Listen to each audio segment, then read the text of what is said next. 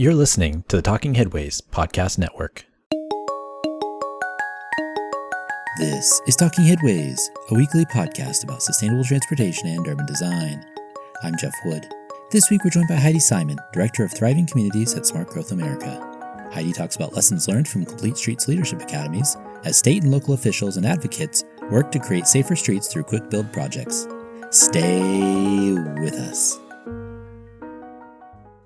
Today's podcast is brought to you by our super generous Patreon supporters. Happy New Year and thanks infinitely to all the transit planners, bus drivers, advocates, and friends that support the show. To join this merry gang of zoning misfits and transit lovers, go to patreon.com/theoverheadwire. $2 a month will get you some stickers and a handwritten note. $10 a month will get you one of our transportation scarves. We appreciate everyone's support over the last year and look forward to sharing more episodes in 2024. That's patreon.com/theoverheadwire. Also, if you want to support the show in other ways, check out the show notes in your podcatcher or go to theoverheadwire.com to find links to our Cars Are Cholesterol merch, our Talking Headways book club shop at bookshop.org, or sign up for a 2-week free trial of our 18-year-old daily newsletter and archive. Thanks for supporting, and this year make sure to listen to this space for opportunities for happy hours, live performances, and updated information on coming attractions. Hope everyone starts 2024 out right, and now let's get back to the show. Heidi Simon, welcome to the Talking Headways podcast. Thank you for having me.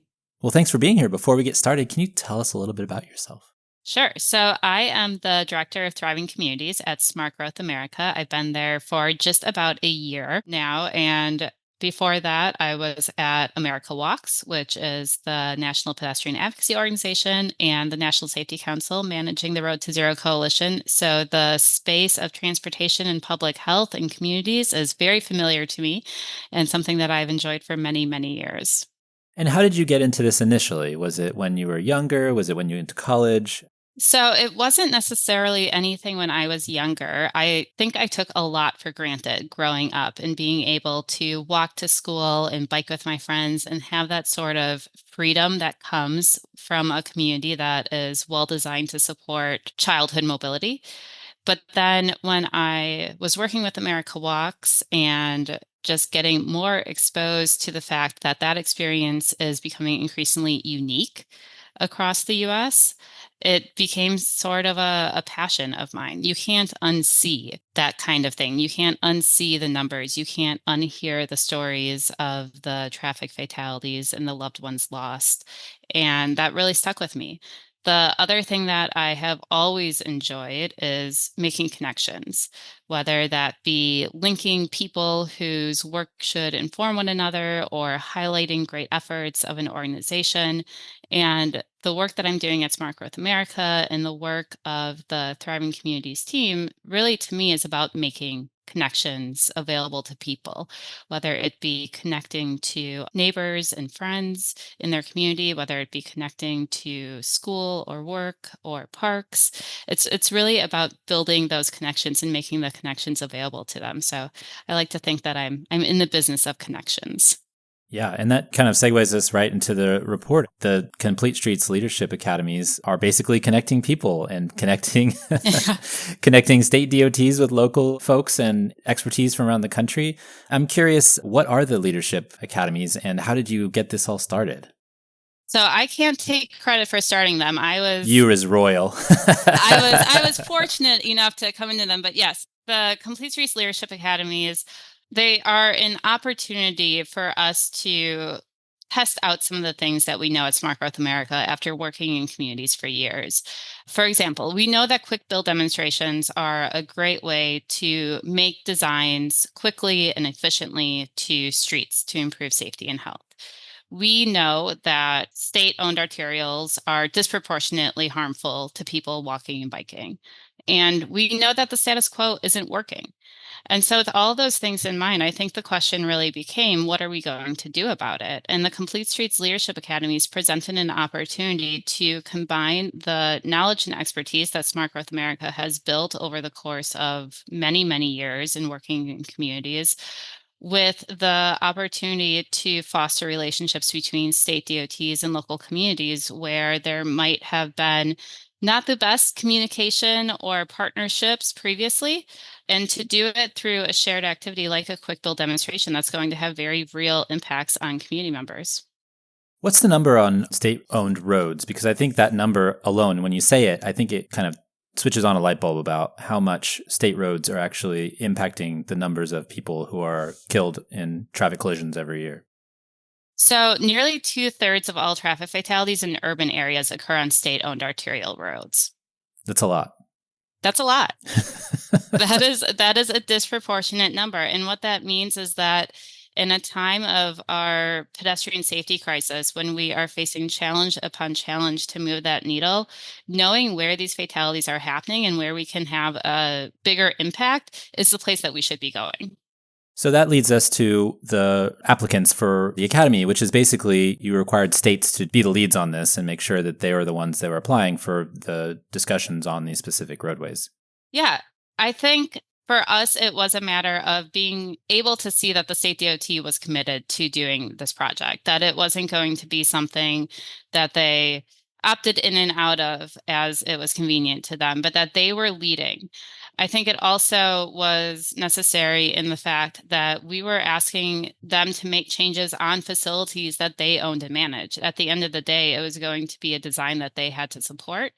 And I think that requiring them to engage with communities as part of the application process, to have that early commitment and that early interest, really made this a joint opportunity. This wasn't something that we wanted to do with SGA as the middleman. This was really meant to be a single project owned by both parties.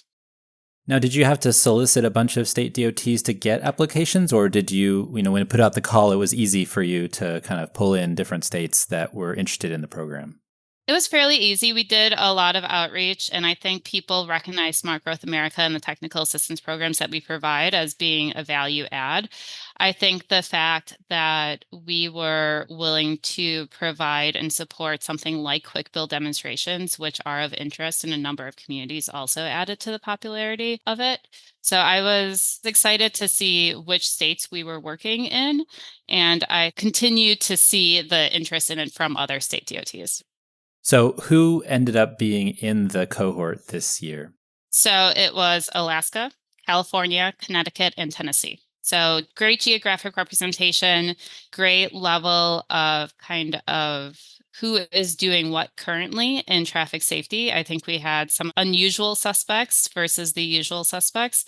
It was my first time being able to find Soldotna, Alaska on a map, I will admit it.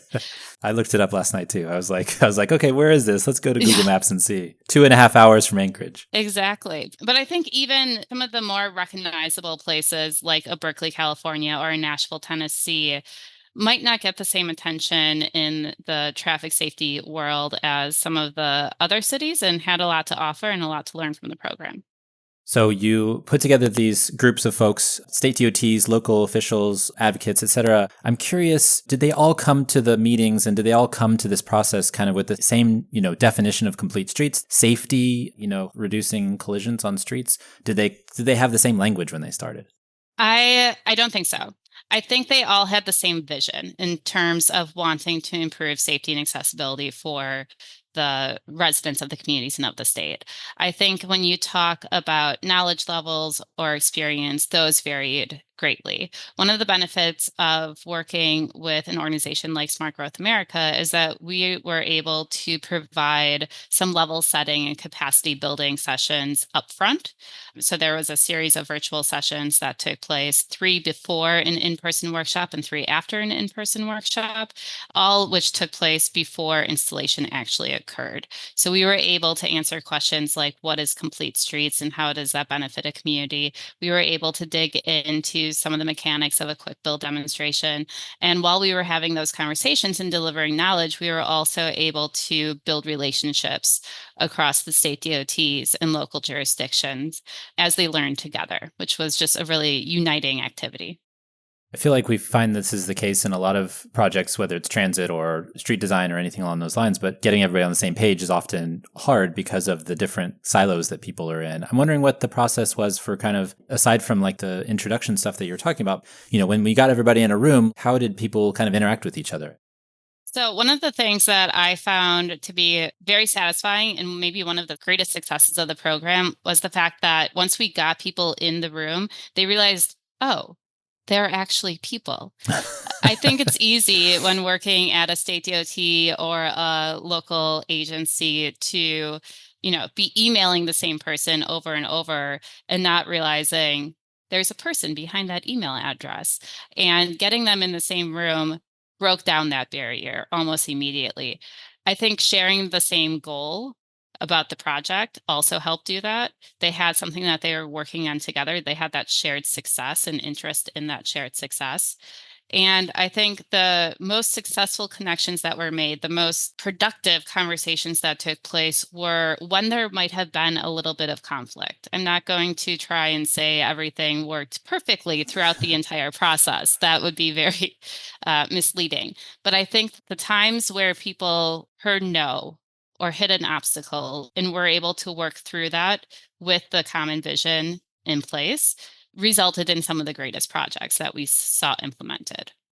Improve collaboration and communication, must create time and resources, must have strong leadership. These are three of the things that you found that I kind of cut down into like bite-sized things. Which one of those three of those did you feel like was the largest finding after you put together the report?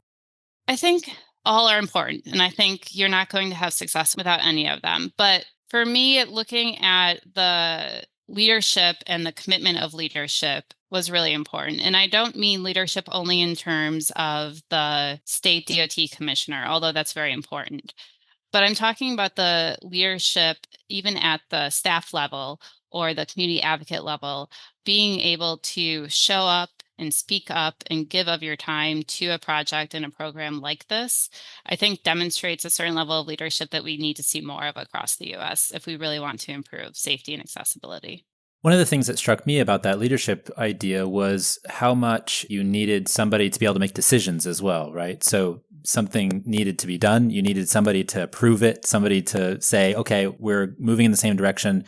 We need to just have somebody say, okay, let's do this and get it done versus, I think what happens in a lot of places where there's kind of a void in leadership and stuff doesn't happen. I'm reminded of a lot of light rail projects that happen around the United States, and you have these elections where you have to have huge votes on them, right? And what happens is if you have a strong mayor or some like champion, it ends up being much easier than if it's something where there's a void in leadership, and usually those fail. So I kind of drew some parallels. I think that's exactly right. And I think it also speaks not only to the success of the projects themselves, but what came after the projects.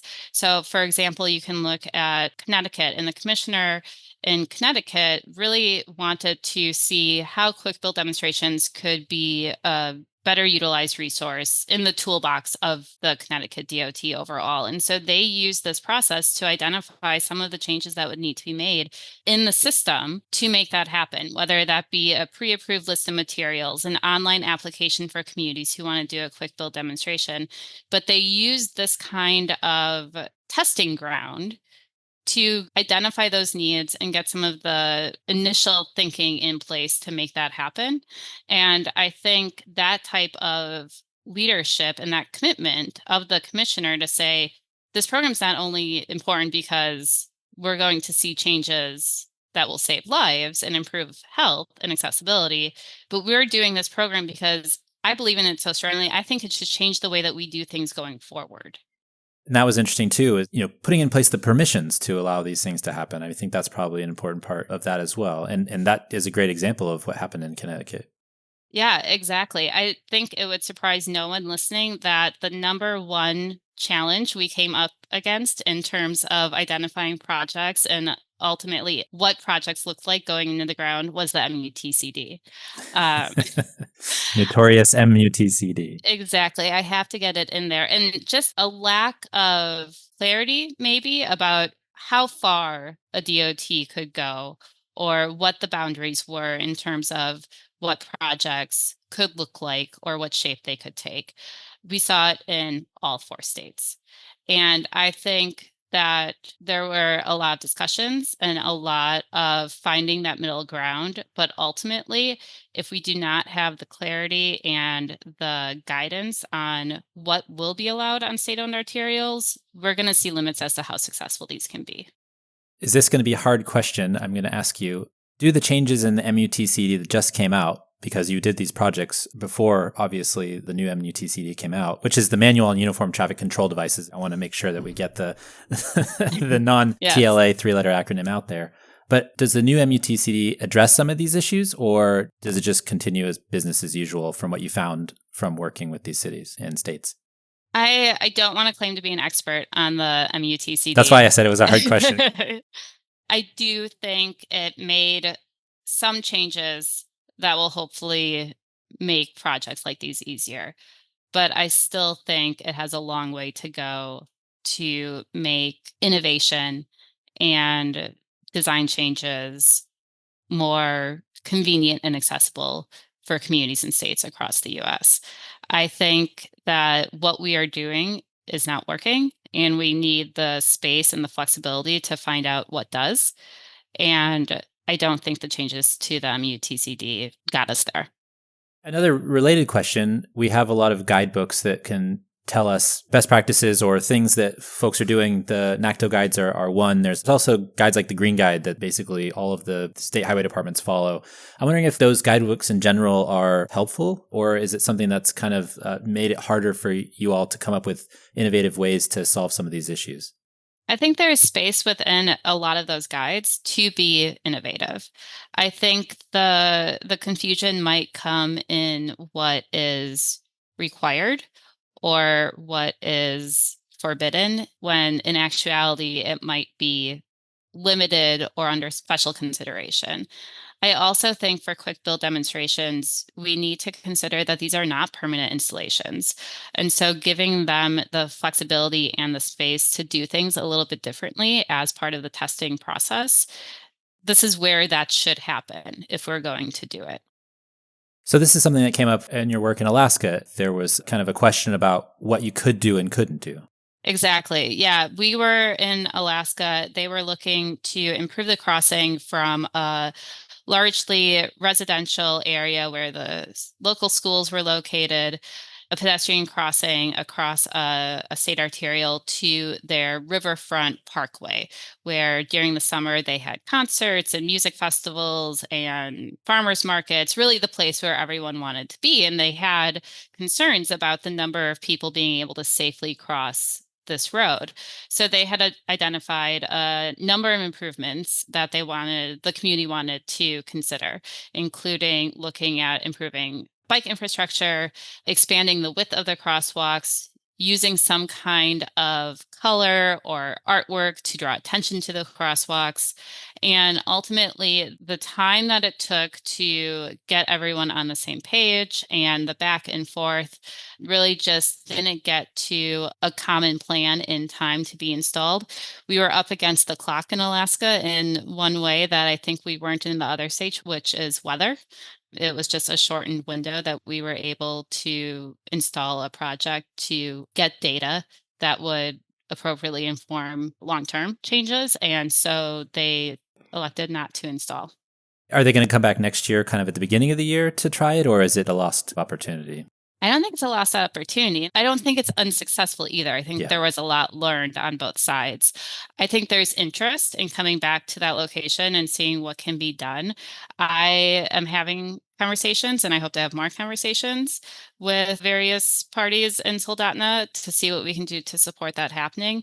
I will also add that I think it demonstrated to Alaska DOT the opportunities that exist within Complete Streets and some of these other changes. So we're actually currently working with Alaska DOT as they put together a statewide Complete Streets approach and policy. So there are good things to come out of this program, even if the projects didn't go in the ground. Were there any lessons you took away from the projects in terms of like materials, implementation, specifically of these quick build projects that were new to you?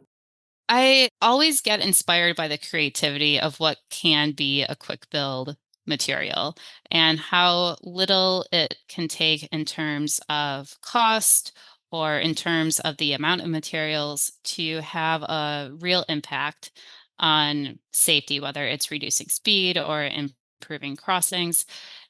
So I think that just was reaffirmed for me throughout this program. And I think the creativity that was shown in terms of incorporating the work of artists, the work of kids and other community members was really what stood out for me. You mentioned data collection. In Bristol, they collected before and after speed data, and I'm wondering how that foresight to do that actually changes the project as it unfolds, but also after it's completed. If I had a magic wand, every community would have a very robust data collection program throughout their Quickbuild demonstration, because it tells the story not only of that Quickbuild, but I think it's also useful in informing what comes next. So we encouraged all the communities to think about data collection throughout the program. And things like speed data is something that is an obvious one. Ped bike counts are also very important. One of the things that Waterbury, Connecticut did that I thought was very creative and speaks to what might come next for Waterbury is they actually surveyed and engaged business owners along the corridor to try and see if there was increased economic activity with the changes that were put in place, because it's a state-owned arterial that serves as a main street, which we know happens all too often. Mm-hmm. But yeah, I mean, we saw some great impacts. For example, Waterbury, Connecticut saw a decrease just from April to August of 11% of speeds along the corridor. I think we saw increased bike ped counts. South San Francisco had an incredible reduction in boarding times for buses to get people just where they need and want to go faster and more conveniently. How much does parking mess up good ideas? Generally or related to the Quickbuild demonstrations? I'm just thinking of like, if you take away our parking, we're going to murder you kind of responses. The number of times I am accused of being anti-car would probably not surprise you. And I think I think what is important to note is that we're not anti-car, we're anti-car dependency. And so what we are trying to do is to help communities realize that the way they are doing things, the way that they assume things have to be done, might not be the case. There might be a different way of doing things that will still be okay. And parking does come up. South San Francisco and Berkeley both engaged with parking discussions with local businesses and community members. I think one of the benefits of doing a Quickbuild demonstration is that because it is temporary, you can demonstrate that if you take away a parking spot or two, things aren't necessarily going to go awry. It might actually improve the experience for everybody. One area that it did result in a more serious complication for a project was Middletown, Connecticut. They initially wanted to explore back-end parking as part of the Quickbuild demonstration.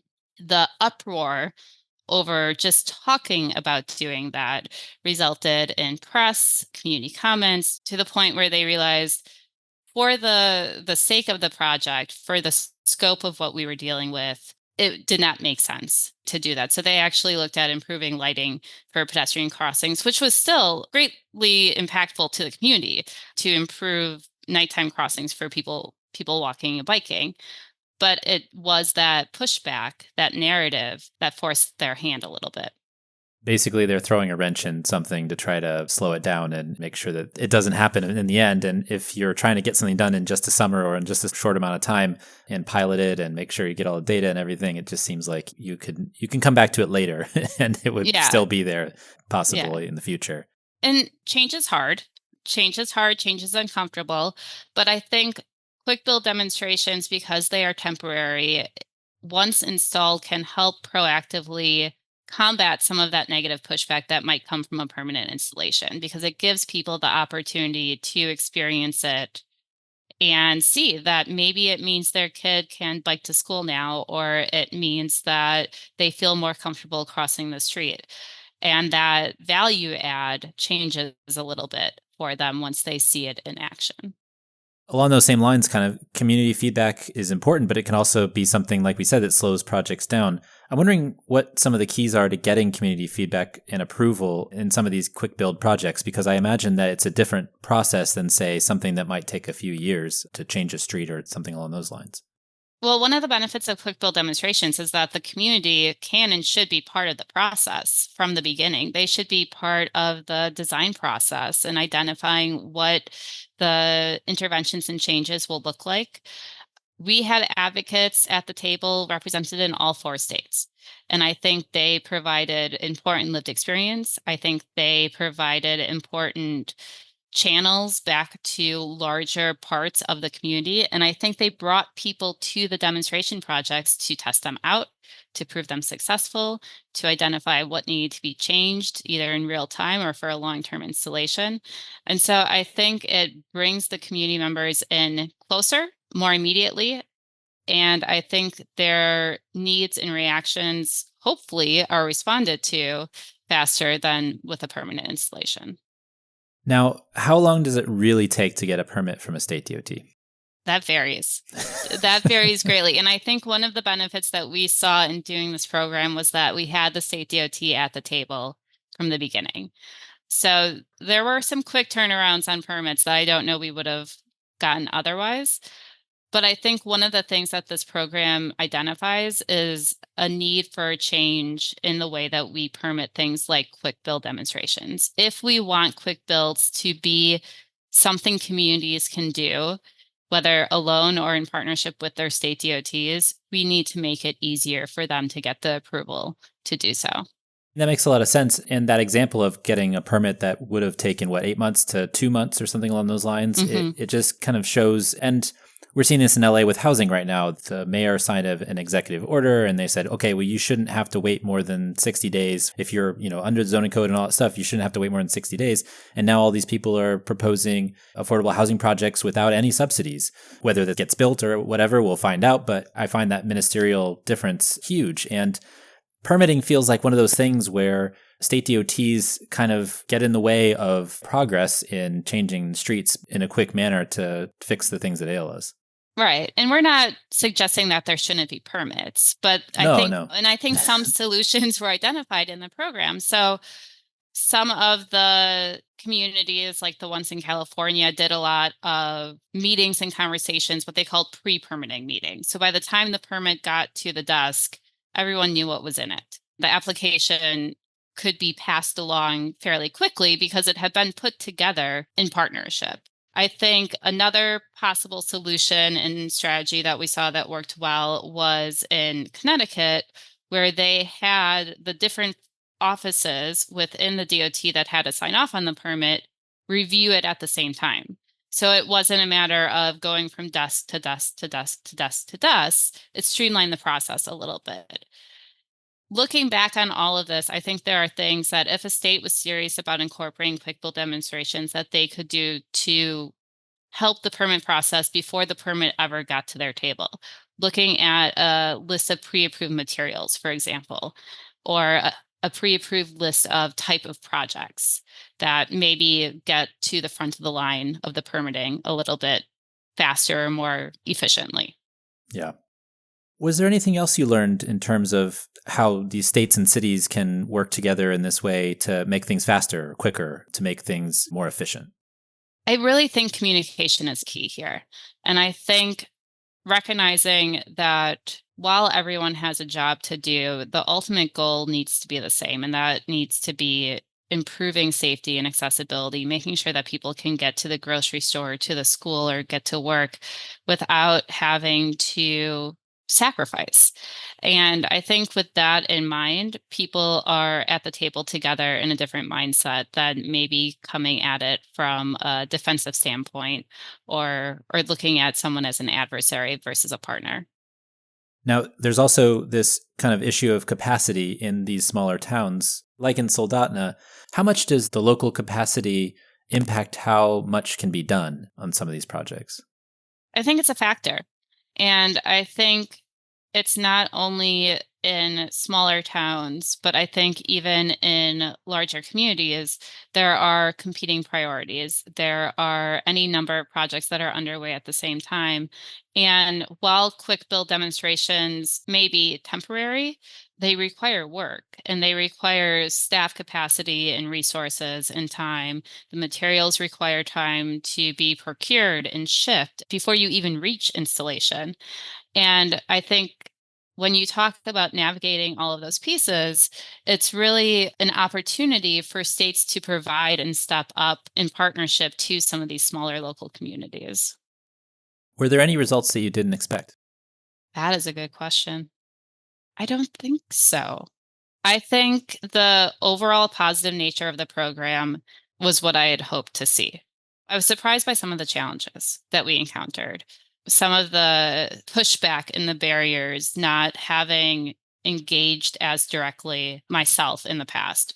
Some of the no's surprised me. For example, the South San Francisco project had to go to their city council to get approval to even be part of the program and accept our grant funds. Their initial request and their initial project was denied by the city council. This was before we even had a project plan in place. So that pushback surprised me. The hesitancy surprised me. But I think one thing, I guess, that pleasantly surprised me was the fact that people kept showing up and giving of their time, even when things got hard. They were willing to roll up their sleeves and stick it out. And I hope that as much as a positive surprise to me, there were times when I was convinced the project wasn't going to happen and it got in the ground. And I hope that the people participating and doing the hard work on the ground felt satisfaction and took something positive away from that as well. Can you give me an example of something that got hard and then made it through? So San Leandro was looking at putting in a bike lane, and they were running up against a conflict because the state DOT had planned construction and maintenance along the corridor. And so they had a very narrow window that they were going to be able to test this out before the street was going to be under project, essentially.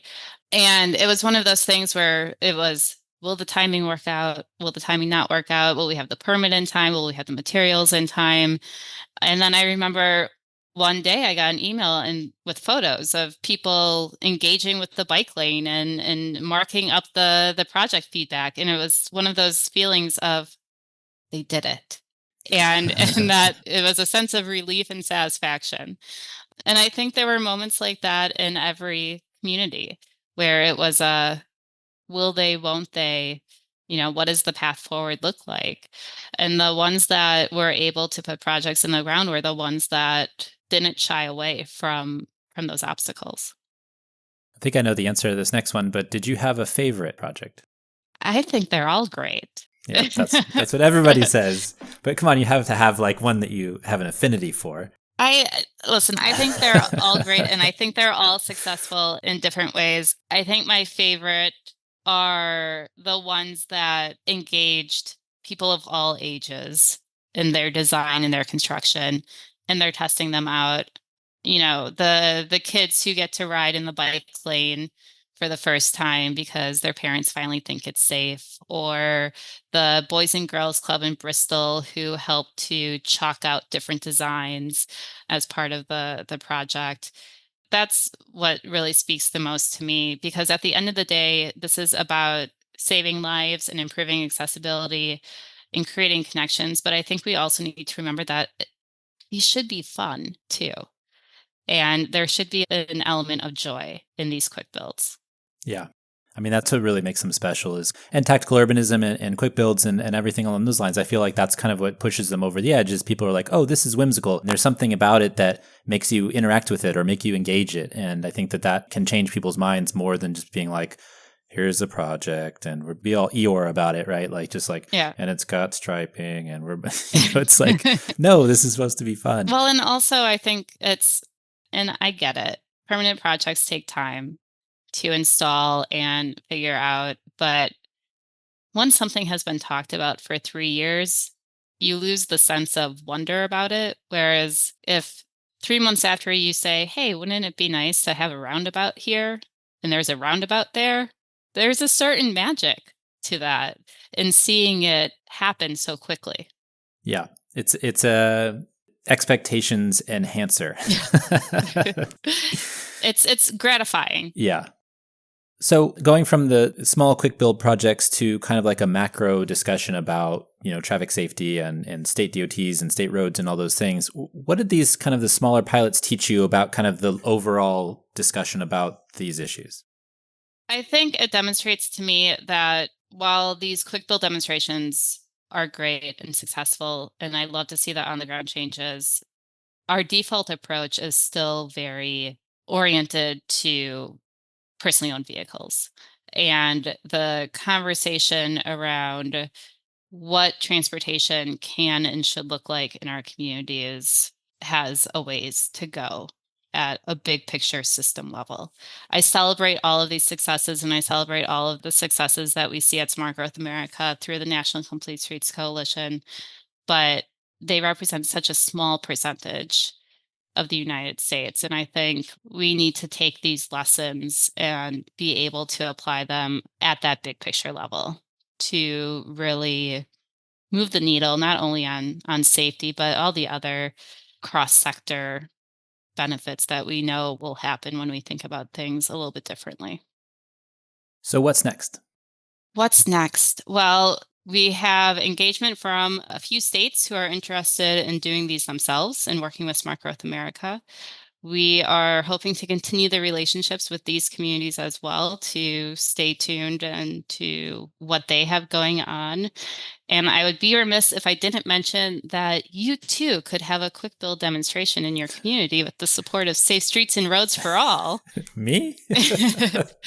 No, but seriously, I think it might not be as well known that there is federal funding to support projects like these in communities across the U.S. And Safe Streets and Roads for All is a fantastic opportunity to get funding to support a demonstration project, whether it be big or small. And we're here to help, but that funding can really hopefully open some doors to more quick builds. So where can folks find the report on the Complete Streets Leadership Academies? So you can go to smartgrowthamerica.org and find it there under the National Complete Streets Coalition section of the organization's webpage. Awesome. Well, Heidi, thanks so much for joining us. We really appreciate your time. Thank you for having me. And thanks for joining us. The Talking Headways podcast is a project of the Overhead Wire and published first at Streetsblog USA. Thanks to our generous Patreon supporters for supporting this week's podcast, and you can find out more at patreon.com/theoverheadwire. And sign up for our 17-year-old newsletter by visiting theoverheadwire.com. To get the show each week, follow along at your podcatcher of choice, including Spotify, SoundCloud, iHeartRadio, YouTube, TuneIn, Apple Podcasts, and many, many more. And if you can't find it there, you can always find its original home at usa.streetsblog.org. We'll see you next time at Talking Headways.